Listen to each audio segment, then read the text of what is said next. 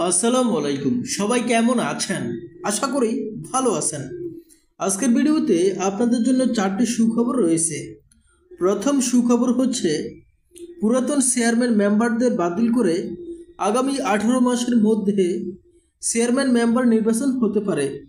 সারা দেশে 4,500-এর উপরে ইউনিয়ন পরিষদ রয়েছে। এসব ইউনিয়ন পরিষদের বেশিরভাগই নির্বাচন হয়েছে 2 বছর আগে। এমন অবস্থায় সরকার পরিবর্তনের পর রাজনৈতিক পরিস্থিতিতে দেশের যেসব ইউনিয়ন পরিষদের চেয়ারম্যানরা অনুপস্থিত রয়েছেন সেসব জায়গায় আগামী 18 মাস পর নতুন করে নির্বাচন দেওয়া হবে।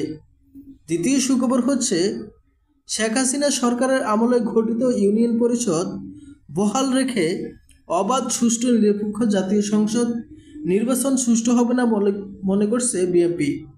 ফলে ইউনিয়ন পরিষদের চেয়ারম্যান সদস্যদের পদ বাতিলের আহ্বান করছে দলটি। গত 30 সেপ্টেম্বর বিএনপির স্থানীয় কমিটির বৈঠকে এ বিষয়ে আলোচনা করে দলটি।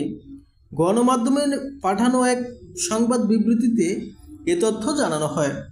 মহাসচিব মির্জা ফখরুল ইসলাম আলমগীর স্বাক্ষরিত এক বিজ্ঞপ্তিতে শেখ হাসিনা সরকারের আমলে গঠিত ইউনিয়ন পরিষদ ভেঙে দেওয়ার তিনি মনে করেন প্রহসনের মাধ্যমে গঠিত ইউনিয়ন পরিষদ প্রতিটি সরকারি হাতিয়ার হিসেবে ব্যবহার করা হয়েছে।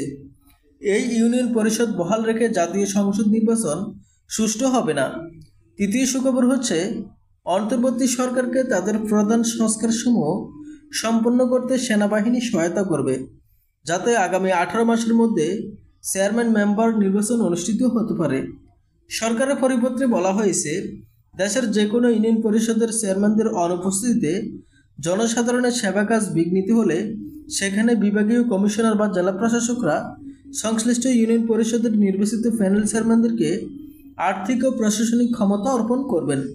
তবে নতুন সরকার মনে করে সংস্কারের কাজ শেষ করে চেয়ারম্যান মেম্বার নির্বাচনের আয়োজন করবেন।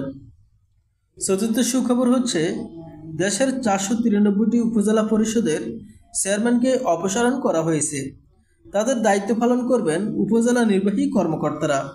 স্থানীয় সরকার মন্ত্রণালয় সোমবার এ সংক্রান্ত এক আদেশ জারি করছে।